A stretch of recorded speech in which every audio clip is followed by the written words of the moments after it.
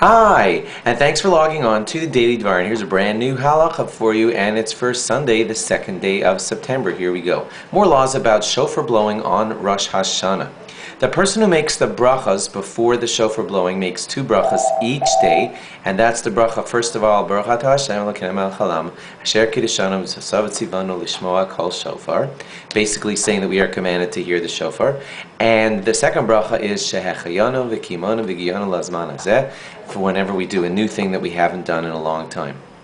And we haven't blown the Rosh Hashanah shofar blowing since last year.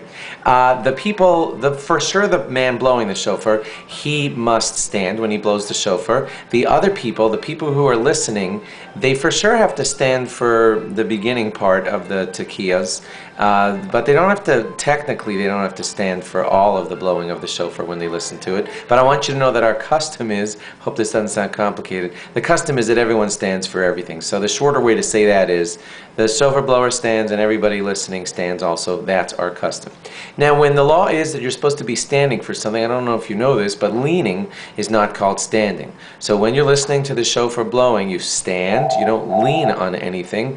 And can I just tell you something interesting? When is your leaning called enough of a lean that it's not called standing? Like, what if your hand's just touching the table? So the halacha is that it's called leaning if you're leaning with enough weight that if that object that you were leaning on would move, you would lose your balance, then that's called that you were leaning. Do you get it? So if your hand is touching the table, that's not necessarily called leaning, unless you were leaning on your arms enough that if that table was moved, you'd lose your balance, then that's called leaning, and you shouldn't do that while listening to the shofar.